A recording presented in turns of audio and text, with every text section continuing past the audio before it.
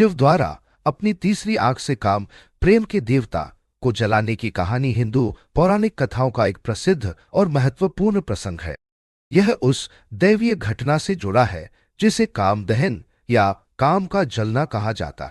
कहानी के अनुसार तपस्वी और ध्यानी देवता भगवान शिव गहन ध्यान और तपस्या में लीन थे। इस दौरान दुनिया एक महान ब्रह्मांडीय अशांति से त्रस्त थी। देवता और ऋषि चिंतित थे क्योंकि वे समझ गए थे कि एक महत्वपूर्ण घटना सामने आने वाली है और उन्हें शिव के ध्यान की आवश्यकता है।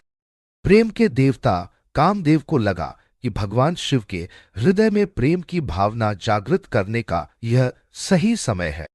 उनका मानना था कि शिव और पार्वती शक्ति के मिलन से एक शक्तिशाली दिव्य प्राणी का जन्म होगा जो बुरी ताकतों को हरा सकता है और ब्रह्मांडीय सद्भाव को बहाल कर सकता है।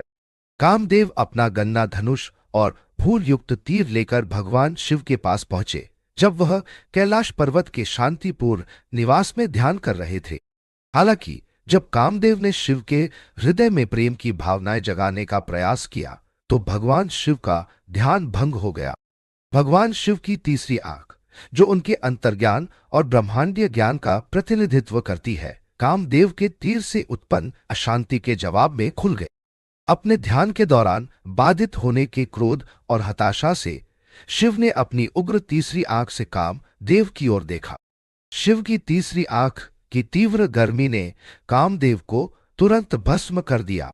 काम का जलना भगवान शिव द्वारा प्रस्तुत शाश्वत चेतना के विपरीत इच्छा और जुनून की क्षणिक प्रकृति का प्रतीक है। यद्यपि शिव का कार्य कठोर प्रतीत होता है, यह हिंदू पौराणिक कथाओं में एक महत्वपूर्ण उद्देश्य पूरा करता है। यह सिखाता है कि आध्यात्मिक अनुभूति और उच्च चेतना की खोज के लिए सांसारिक इच्छाओं और आसक्तियों से वैराग्य की आवश्यकता होती है। यह कहानी भ्रम और ब्रह्मांडीय संतुलन के विनाशक के रूप में शिव की सर्वोच्च शक्ति और अडिग प्रकृति पर भी प्रकाश डालती है। काम का दहन भौतिक इच्छाओं और आध्यात्मिक गतिविधियों के बीच संतुलन के महत्व की याद दिलाता है।